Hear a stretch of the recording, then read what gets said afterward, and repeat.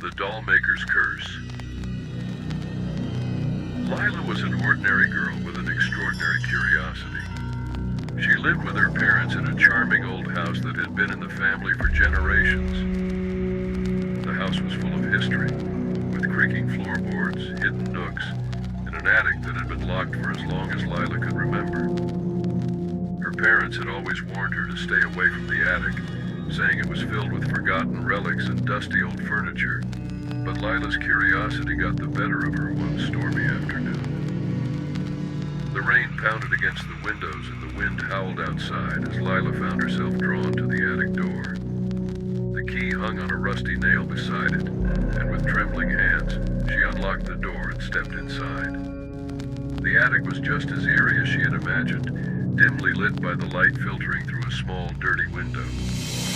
Dust motes danced in the air as Lila explored the room, her footsteps echoing in the stillness. Most of the items were old and unremarkable, but one object caught her eye, a small, tattered box tucked away in a corner.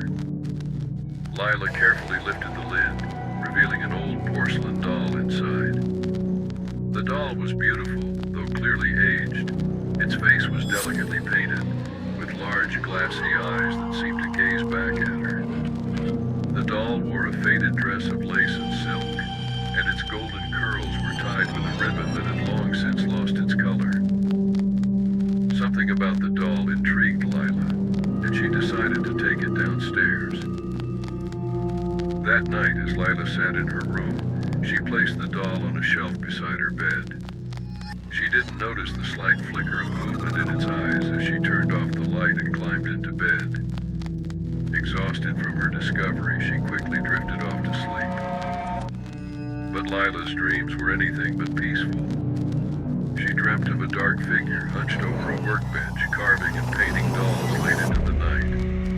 The figure's face was obscured, but Lila could feel the malice in its movements. The air in the dream was thick with the smell of burning wax and something far more foul.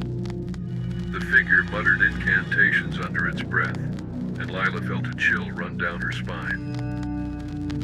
Suddenly, she awoke with a start. The room was dark, but something felt wrong.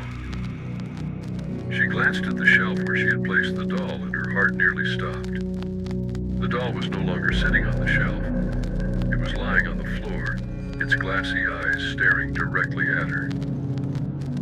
Lila's breath caught in her throat as she scrambled out of bed and picked up the doll. She convinced herself that it must have fallen off the shelf during the night, though a gnawing feeling of unease lingered in the back of her mind. She carefully placed the doll back on the shelf and returned to bed, pulling the covers up to her chin. The next morning, Lila awoke to the sound of her mother calling her for breakfast. She hurried downstairs, eager to shake off the eerie events of the previous night. As she sat at the table, she noticed her mother seemed distracted, her brow furrowed in concern. "Is everything all right, Mom?" Lila asked.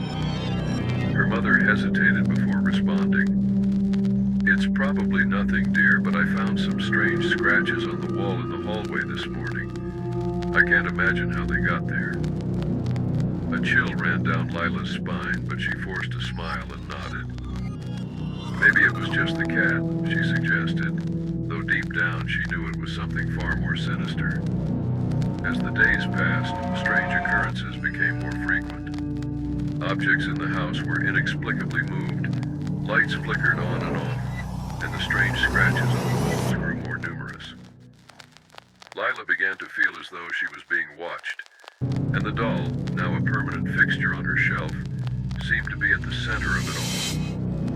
One night, as Lila lay in bed, she heard a soft, almost imperceptible whisper. She sat up, her heart pounding, and strained to listen. The whispering grew louder, more insistent, and she realized with horror that it was coming from the doll. The doll's eyes, once glassy and lifeless, now glowed with a malevolent light. Terrified, Lila grabbed the doll and ran downstairs. She didn't know what to do, but she knew she had to get rid of it. She flung open the front door and ran into the yard, the cold night air biting at her skin. Without hesitation, she threw the doll into the old well at the edge of the property, watching as it disappeared into the darkness below. Lila stood there trembling as the whispering finally ceased. She felt a wave of relief wash over her, and she slowly made her way back inside, hoping that the nightmare was finally over. But as she closed the door behind her, she heard a faint echoing voice from the well calling her name. Lila! Lila! The Dollmaker's curse had been awakened, and it would not rest until it had claimed another victim. From that night on, the house was never the same. The whispers continued, and the strange occurrences grew more terrifying with each passing day.